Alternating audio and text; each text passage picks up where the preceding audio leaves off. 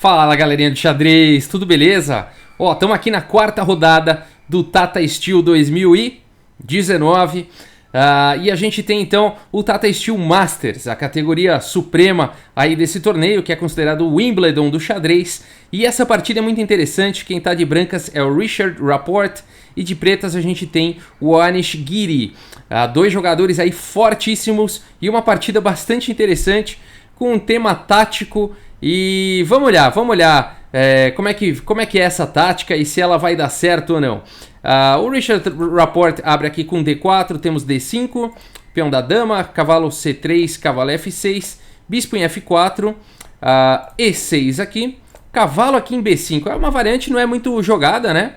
É a variante Chigorin aqui do peão da dama, mas tá atacando aqui em C7, né? Ameaçando o cavalo, toma em C7, com o cheque e capturando a torre na sequência, né? Esse lance ele vai contra um princípio de abertura, que você não deve mover, né? A mesma peça, deve evitar, né? Ficar movendo a mesma peça várias vezes na abertura. E preferencialmente aqui, né? Ó, vamos voltar aqui. Aqui, bom, cavalo F3 pode ser jogado, dá para continuar normalmente, né? Mas depois de cavalo B5, então cavalo A6, defendendo aqui em C7, E3 para desenvolver o outro bispo. Então agora bispo E7, simplesmente desenvolvendo. Aqui não tem nenhum ataque, né? Isso aí já foi neutralizado. Cavalo F3, roque, bispo D3, ambos aí desenvolvendo. E agora C6, né? Essa formação bastante sólida das negras. É claro que isso vai com o tempo aqui sobre o cavalo de B5. Esse cavalo está atacado, ele tem que sair daí. Cavalo C3. E agora você não quer deixar o seu cavalo aqui em A6 para você não danificar sua estrutura de peões, né? Então simplesmente cavalo B4 e agora tudo bem. As brancas moveram o cavalo duas vezes, três até, né? Já. E agora as pretas também moveram mais uma vez, duas e depois de H3, cavalo toma D3, moveram a terceira vez. Então igualou aí a questão de tempos, né? De movimentações aí de cavalo. E depois de cavalo toma D3, então cheque, C toma D3. Poderia, né? Ter tomado de dama aqui. Mas a opção aqui por C toma D3 é para trazer mais um peão para o centro. Agora a casa de E4 aqui fica bastante defendida. Agora as brancas têm uma coluna C semi-aberta, tá? Então tomar com o peão aqui tem as suas vantagens, né? E é um pouco melhor, inclusive, na posição.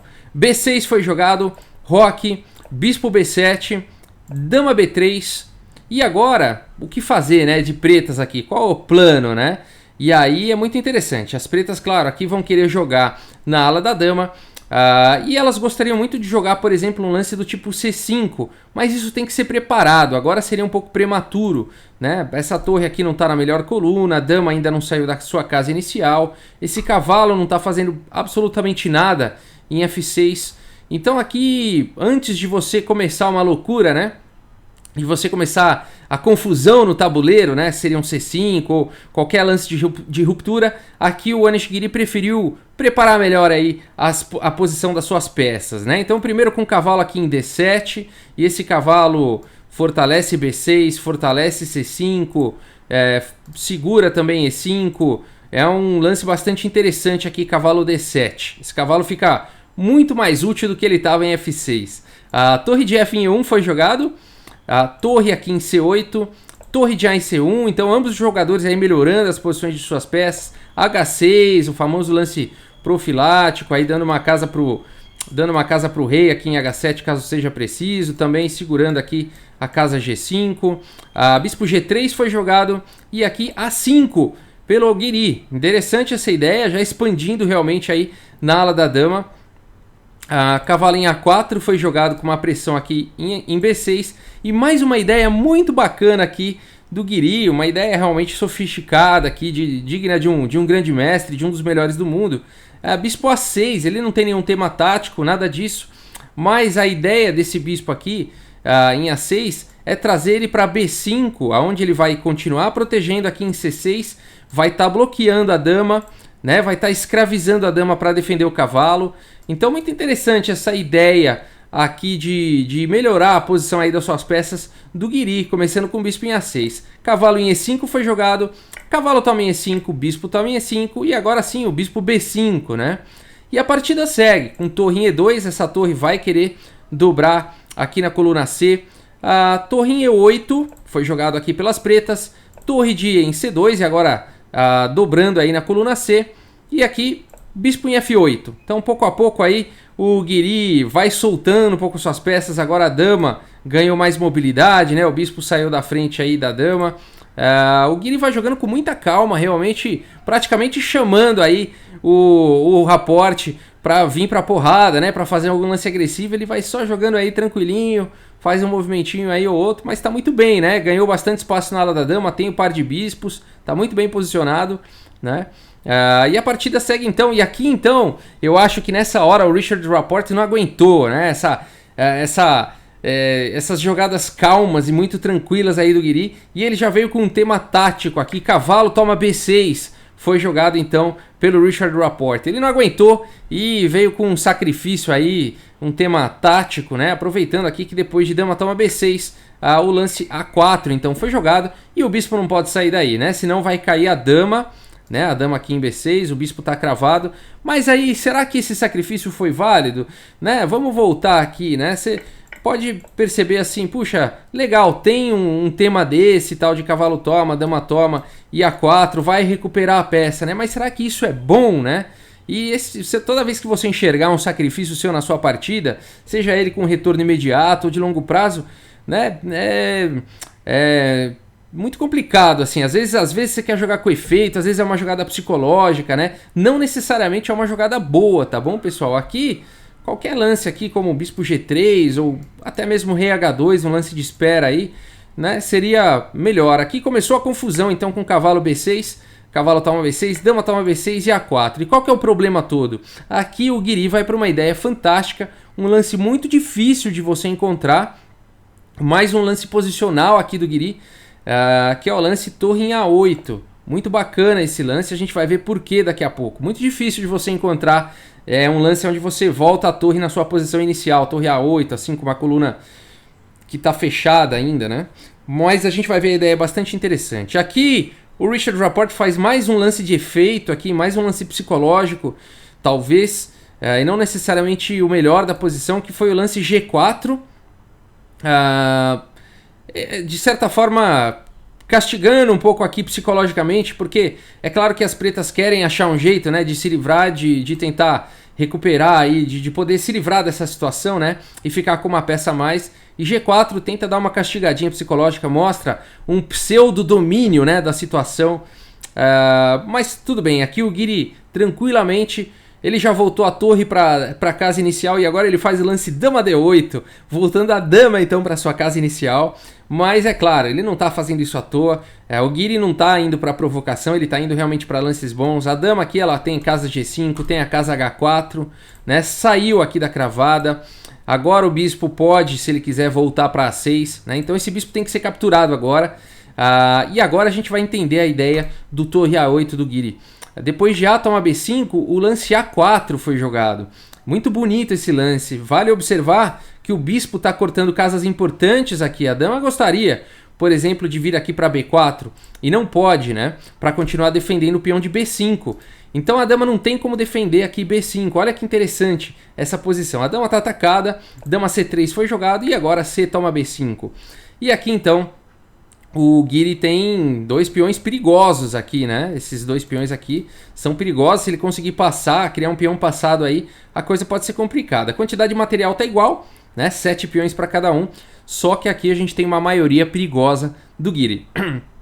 A partida continua então com dama C6, atacando o peão de B5. B4 defendendo.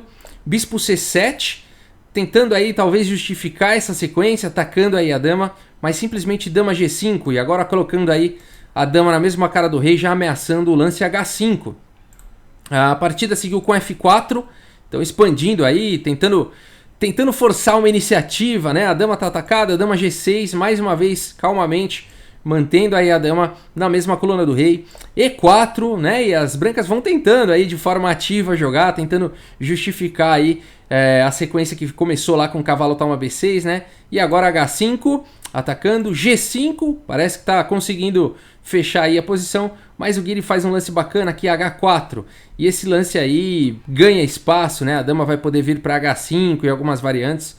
Rei F2, e aqui o Guiri percebe aqui que é hora de criar um peão passado perigoso aqui na ala da dama, continua com A3, B3, e agora essa formação aqui é muito perigosa realmente, né? E sendo suportada ainda aqui pelo bispo, muito forte. Isso num final pode fazer toda a diferença, né? Torre aqui de NC8, cravando aqui o bispo. Dama B7, tirando a dama da linha aí da mesma coluna da torre. D toma E4, D toma E4, esse peão continua aqui protegido pela dama.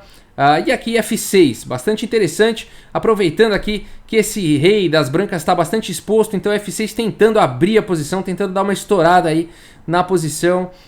Bispo E5, e esse lance é mais um lance tático de efeito que, na verdade, vamos ver o que está acontecendo, né? Bispo E5, na verdade, é óbvio, você teria que estar muito desatento, um jogador do Anish Giri teria que estar muito desatento para querer capturar aqui o bispo, né? Aqui a gente tem 3 ataques aqui sobre essa torre e apenas uma defesa, né?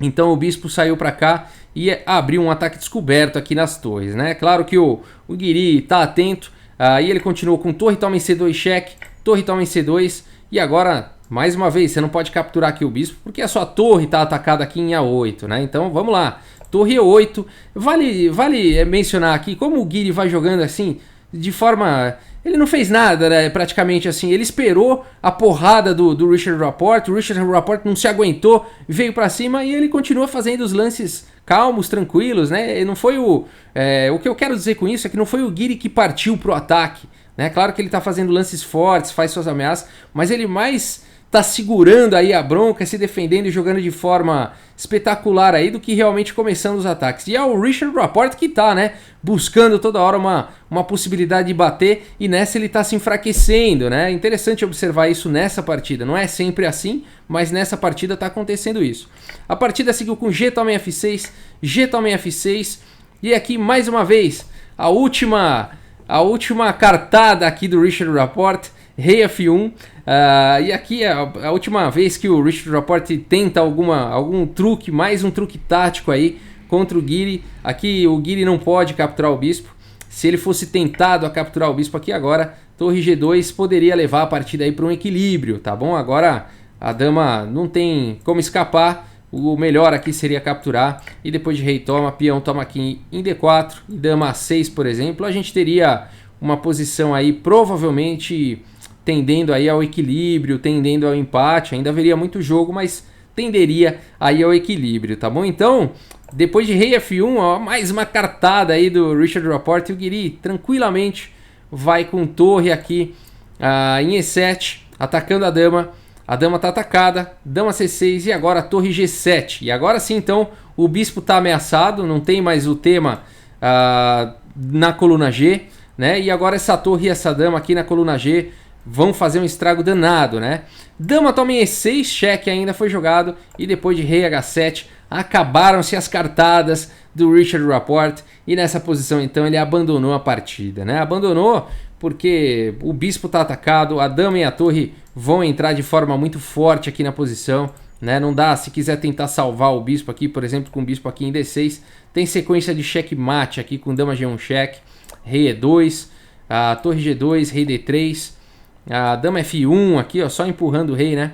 Rei E3, e a gente já vê que esse rei tá em complicação, né? Torre G3, rei D2, e aqui torre D3 entregaria um bonito checkmate, né? Então teria uma sequência de checkmate, não dá para salvar o bispo, né? Então naquela posição ali, depois de rei H7, acho que o menos pior aqui que as brancas poderiam fazer é a dama F5, seria a dama F5, cravando a dama, mas aí simplesmente a peão toma aqui bispo, e tá tudo em casa, né? Aqui a vitória tá garantida, né? Dama G6, torre toma G6, F toma em E5, e seria um final ganho aqui para as pretas, né? Então muito interessante essa partida aqui do Richard Rapport contra o Anish Giri. Ele jogou aí de forma bem sólida, né? Bem ali provocativa até, né? Aqueles lances bispo F8, né? Foi lances calmos ali, lances tranquilos. E o Richard Rapport não aguentou, né? Foi pra porrada, jogou um cavalo toma B6 lá, tentou encontrar uns temas táticos. E mais uma hora acabaram-se as cartadas. O Guiri cercou aí de todos os jeitos o Richard Rapport e ganhou um ponto na tabela aí no Tata Steel 2019. Beleza, pessoal? Muito obrigado aí pela audiência, um grande abraço para todos vocês e até a próxima. Valeu, pessoal!